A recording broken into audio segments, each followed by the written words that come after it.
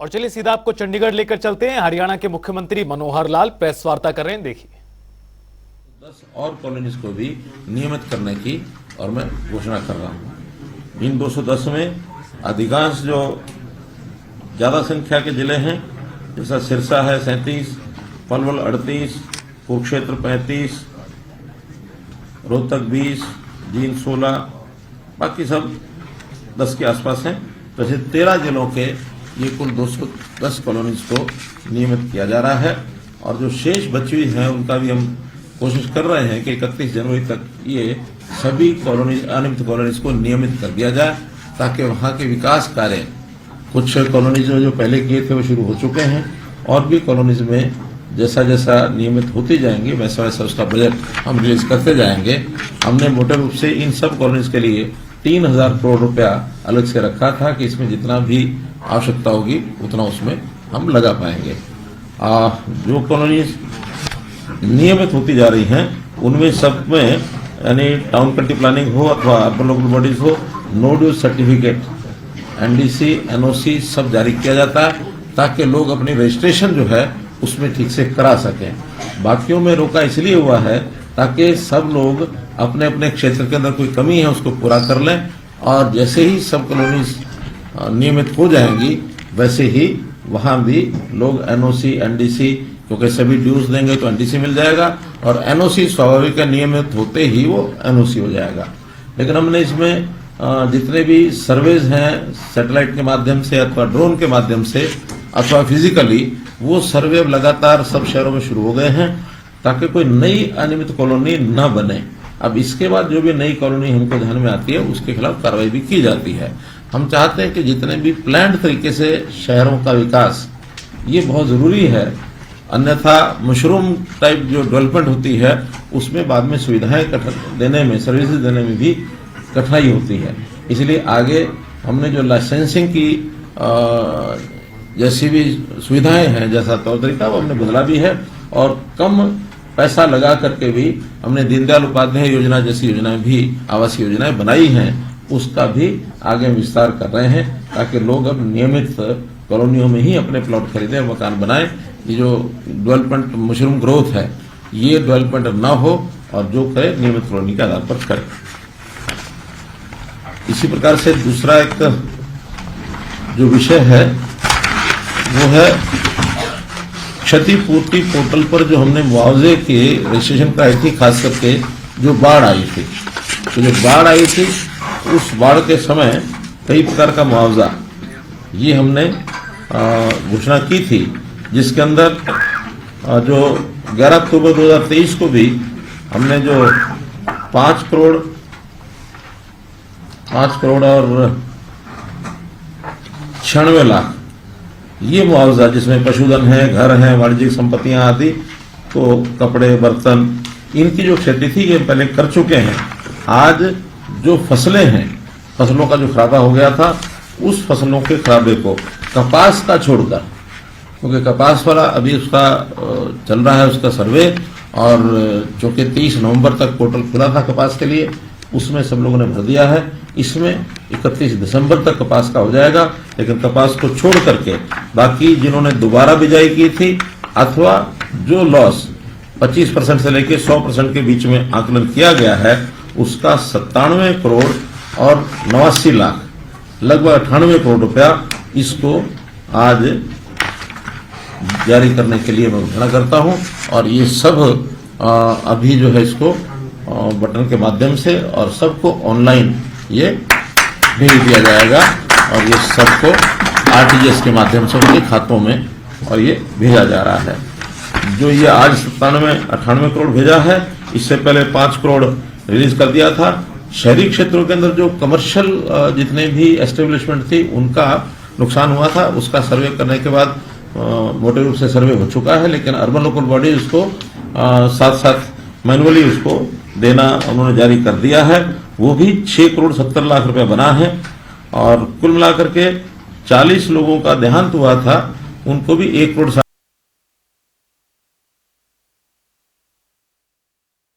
लाख रुपए पहले हम दे चुके हैं। 7 लोग अभी ऐसे भी हैं जिनका सत्यापन होना भी बाकी है। कुल 47 डेथ हुई थी, तो ऐसा सब मिलाकर इस बाढ़ के कारण से 112 करोड़ 21 लाख रुपए का मुआवजा ये दिया गया है।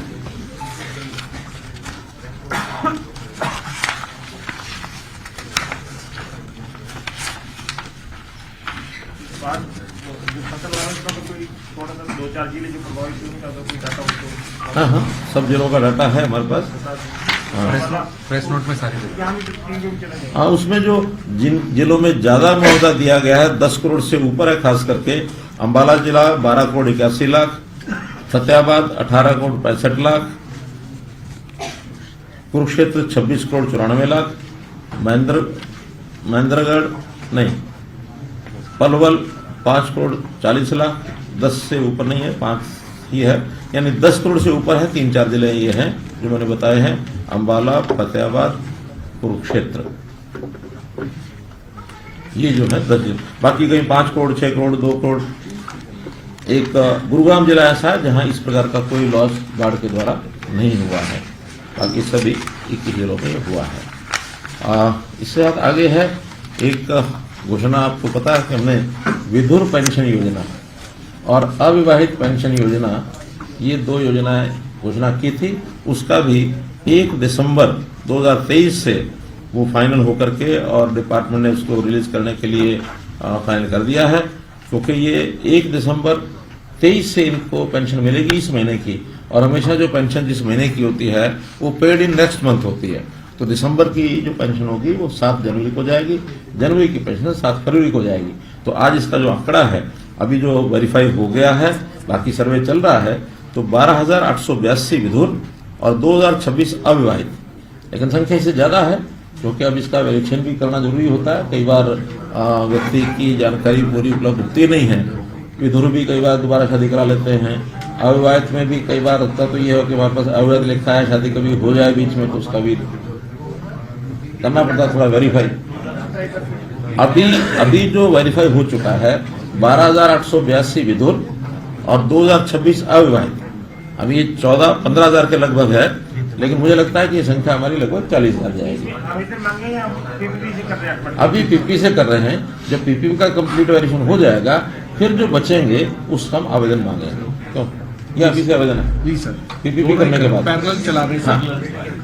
तो ये अभी तक तो पीपी से निकाला है, कोई आवेदन लिया नहीं है, लेकिन अब पीपीपी का जैसे ही कंप्लीट हो जाएगा साथ साथ में आवेदन भी लेंगे कि कोई रह ना जाए।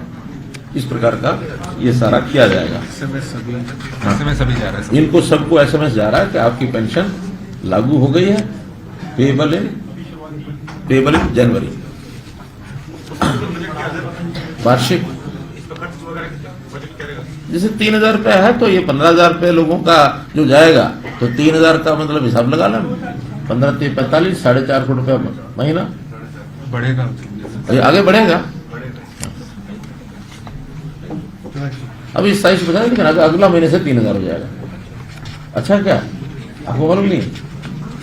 दिसंबर वो तो जनवरी वाली फरवरी मिलेगी ना। हाँ, दिसंबर वाली तो अभी ये दिसंबर की 2,250, लेकिन जनवरी से जो आगे फरवरी मिलेगी वो 3,000। वो तो सभी का, जैसे ओल्ड एज, इसका पैमाना ये है कि ओल्ड एज पेंशन जितनी होगी उतनी ही पेंशन जितने भी कैटेगरीज हैं, चाहे विधुर है, विधवा है, चाहे उसमें कैंसर की है या और भी कई तरह की पेंशन ये ऐसी हैं, सामाजिक सुरक्षा पेंशन के अंतर्गत ये सारा मिलेगा।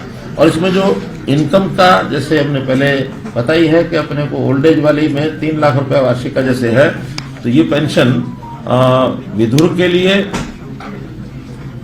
तो 3 लाख रुपया ही रखा है, क्योंकि विधवा के लिए भी 3 लाख है तो विधुर के लिए भी 3 लाख है वार्षिक है। लेकिन अविवाहित की वो 180 की रखी है कि 180 से कम है तो उनको ये मिलेगी। 60 वर्ष तक ये मिलेगी। 60 वर्ष के बाद ये सारी जितनी तरह की पेंशन होती हैं ये ऑटोमेटिकली फिर ओल्ड एज में कन्वर्ट हो जाती है।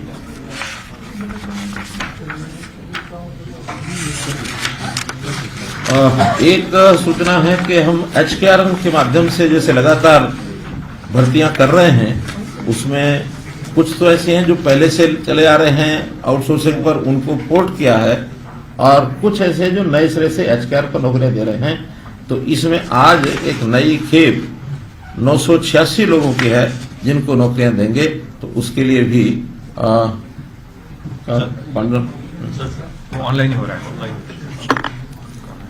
तो इसका वो कर यूजर नेम और पासवर्ड डालिए फिर तो अपने आप हो जाएगा। हाँ। ये पासवर्ड ना बता देना किसी को। कितनी लगी ओटीपी आता है सर जो ड्यूअल है मल्टी फैक्टर ऑथराइजेशन, ओटीपी भी आता है sir password plus OTP. OTP तो उसी के पास आएगा जो दबाएगा, वो चाहे देख भी ले, अगली बार अगला दूसरा ओटीपी नया आएगा।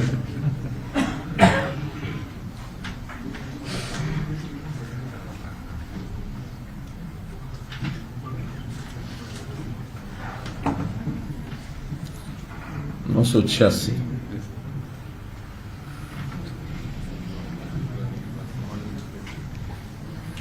Send offer SMS